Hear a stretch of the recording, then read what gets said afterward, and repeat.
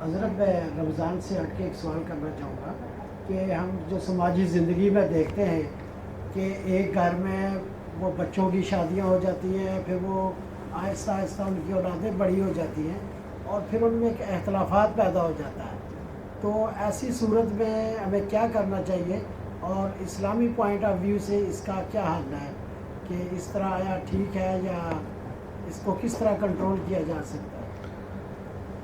حافظ صاحب نے جو بات کی، شاید یعنی جو میں سمجھا ہوں، اکثر لوگ یہ سوال کرتے ہیں اور اکثر لوگ کہتے ہیں، آپ نے بھی سنا ہوگا کہ جی ہم بھائی بہت اچھے تھے اور ہم 6 بھائی تھے، 4 بھائی تھے، 5 بھائی تھے، ہم نے زندگی اکٹھی گزاری، جوائنٹ فیملی سسٹم تھا، بہت محبت تھی ہمارے درمیان میں، ہم بڑے اتفاق سے رہے، یہ ہوا. لیکن آج کی نسل استغفر اللہ کئی طرح کی گالیاں دے کے کہ آج ہمارے بچے آپس میں آگ اور پانی کی طرح ہیں، آج ہمارے بچے آپس میں گزارا نہیں کرتے. پہلی بات تو یہ ہے کہ بچوں کے درمیان اختلاف کیوں پیدا ہوتا ہے اور اس کے جو سبب ہیں وہ کون ہیں، اور یہ فیملی جو لائف ہے یہ ہماری تباہ کیوں ہو رہی ہے، اس کی وجوہات اسباب کیا ہیں. بچوں کے درمیان اختلافات جو پیدا کرنے والا ہے وہ والدین ہیں. بچے کبھی بھی ایک دوسرے کے دشمن نہیں بنیں گے اگر والدین ان کو ایک دوسرے کا دشمن نہ بنائے. اور حضرت علی رضی اللہ تعالی عنہ کی طرف ایک قول منسوب ہے کہ الملک یبقى مع الکفر ولا یبقى مع الظلم. جس ملک میں کفر ہو اللہ اس کو تباہ نہیں کرتا، لیکن جس ملک میں ظلم ہو وہ ملک تباہ و برباد ہو جاتا ہے. اس طرح جب ایک گھر میں ظلم ہوتا ہے تو وہ گھر کبھی بھی آباد نہیں ہوگا. اور ظالم کون ہوتا ہے، ظلم کرنے والا کون ہوتا ہے؟ جو والدین ہوتے ہیں وہ ہوتے ہیں. اب آپ سارے ایسے مجھے دیکھ رہے ہو گویا میں کوئی غلط بات کر رہا ہوں. غلط بات نہیں کر رہا، سمجھاؤں گا انشاءاللہ، آپ مانو گے. ظلم کیسے ہوتا ہے اور اختلاف کیسے پیدا کرتے ہیں؟ ہمیشہ یاد رکھو کہ آپ کی اپنی بیوی اور اپنے بچے، ان کا نان نفقہ، خرچہ، علاج، سکونت، رہائش، یہ اللہ نے آپ کے ذمے فرض کیا ہے. یہ مسئلہ میں صحیح کر رہا ہوں یا غلط؟ ہاں، آپ کی بیوی اور آپ کے بچوں کا نان نفقہ اور ان کا سکنا یہ اللہ نے آپ کے ذمے فرض کیا ہے. اس کے علاوہ جو آپ کے بھائی بہن کزن چاچے مامے، ان کی اولاد بھابیاں وغیرہ وغیرہ، ان کے بچے ہیں، ان کے ساتھ احسان ہے، ان کے ساتھ ان کو خرچہ دینا، ان کو پالنا وہ احسان ہے. ہم کیا کرتے ہیں کہ ہم جو فرض ہے اس کو پورا نہیں کرتے. مثال کے طور پر یہاں سے ایک آدمی جاتا ہے، پاکستان میں بیوی بچے اس کا انتظار کرتے ہیں، یہ بہت سارے کھلونے ساتھ لے کر چلا جاتا ہے. ایک کھلونا ایسا ہے کہ اس نے اپنے بچے کو دے دیا، چھوٹا بچہ ہے اس طرح، لیکن اس کا بھتیجا یا بانجا سامنے آتا ہے اور وہ ضد کرتا ہے کہ نہیں وہ مجھے دو. تو والدین کیا کرتے ہیں؟ باپ یہ کہتا ہے کہ بیٹا تم تو میرا اپنے بچے ہو نا، آپ کے لیے میں اور لے آؤں گا، یہ اس کو دے دو. ہوتا ہے کہ نہیں ہوتا؟ ٹھیک ہے.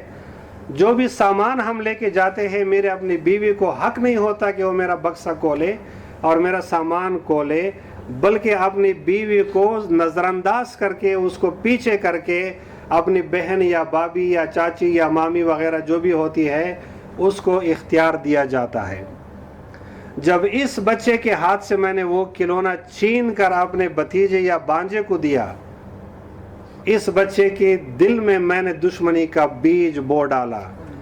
یہ بچہ ابھی سے یہ سوچنے پہ مجبور ہو گیا کہ باپ تو میرا ہے، پیسہ میرے باپ کا ہے، دولت میرے باپ کا ہے، اور میرے باپ کا پیسہ اس کے پاس کیوں جا رہا ہے؟ لہٰذا اس کو راستے سے ہٹاؤ، اس کو راستے سے ہٹاؤ. پھر اس کے بعد کیا ہوتا ہے کہ جہاں پہ ہم ظلم کرتے ہیں کہ میرا اپنا جو فرض ہے وہ میں پورا نہیں کر رہا، بلکہ صرف اپنا نام بنانے کے لیے نمود و نمائش کے لیے، اس لیے کہ ہم میں جو دبئی کی ہوا ہے، یہ ناممکن ہے کہ جی میں یہ کہوں کہ میں نہیں کر سکتا، بلکہ قرض لے کے اپنے اوپر بوجھ ڈال کے مجھے کرنا پڑتا ہے، اور دوسری طرف سے میں اپنی بیوی بچوں کو محروم رکھ رہا ہوں۔ پھر یہ بھی میں آپ کو چیلنج دیتا ہوں کہ جن لوگوں نے ایسے کیا ہے، آپ کوئی ایک آدمی مجھے ایسا بتا دو کہ یہاں 30 سال 40 سال محنت مزدوری کر کے دن رات اپنی زندگی تباہ و برباد کر کے گھر واپس گیا ہے، اور جو گھر اس کی محنت سے بنا ہے اس گھر میں کسی نے ایک کمرہ بھی اس کو دیا ہے؟ کیا اس گھر میں یہ خود رہ سکتا ہے؟ اس کے وہ بھائی، وہ بھتیجے، وہ بانجے جن کو اس نے پالا ہے دشمن کے طور پہ اور اپنے بچوں کو محروم کیا ہے، وہ قابض ہوتے ہیں کہ نہیں ہوتے؟ کہ جو کمبل اور بستر اور چیزیں ہم خریدتے ہیں، اللہ نے ہمیں خود اس میں سونا نصیب نہیں کیا ہے، ہم دوسروں کے لیے لگے ہوتے ہیں۔ میری بیوی بچوں کا اس میں کوئی جگہ نہیں ہے، اور آخرت میں اس لیے خوار ہیں کہ پوری زندگی ظلم اور حق تلفی کر کے جن کا اللہ نے میرے ذمہ فرض کیا ہے ان کو محروم کر کے دوسروں کو نوازنا، تو آخرت میں کیا جواب دوں گا؟ یہ تو حقوق ہوتے ہیں، اور پھر حقوق العباد ہیں۔ حقوق العباد تو معاف نہیں ہوتے، نہ حج سے معاف ہوتے ہیں، نہ عرفات سے معاف ہوتے ہیں، نہ رمضان سے معاف ہوتے ہیں، نہ استغفار سے معاف ہوتے ہیں۔ حقوق تو ادائیگی پہ معاف ہوتے ہیں۔ تو بچوں کے درمیان جو اختلاف ہے وہ صرف والدین کا کام ہے، ورنہ سوال پیدا نہیں ہوتا کہ بچوں کے درمیان میں اختلاف پیدا ہو جائے۔ یہ رشتے ہوتے ہیں، یہ دشمنی نہیں ہوتی، رشتے محبت کا نام ہے، دشمنی کا نام نہیں۔ اگر والدین ہر بچے کو اپنی جگہ پہ رکھے، اپنی بیوی کو اپنی جگہ پہ رکھو، اپنی ماں کو اپنی جگہ پہ رکھو، اگر کوئی زن مرید بنتا ہے تو ایسا زن مرید بنتا ہے کہ ماں بہن بھائی سب کو چھوڑ دیتا ہے، اور اگر کوئی ماں کا فرما بردار بنتا ہے تو ایسا فرما بردار بنتا ہے کہ بیوی بچوں وغیرہ کو جانتا تک نہیں۔ یہ غلط ہے۔ عدل زندگی میں پیدا کرو، ہر کسی کو رسول صلی اللہ علیہ وسلم نے فرمایا انزل الناس منازلہم، ہر کسی کو اپنے لیول پہ رکھو، اپنی جگہ پہ رکھو۔ خوش رہو گے، دنیا میں آپ کے گھر میں سکون ہوگا، اتفاق ہوگا، خوشی ہوگی، محبت ہوگی، اور آخرت میں بھی انشاءاللہ کامیابی ہوگی۔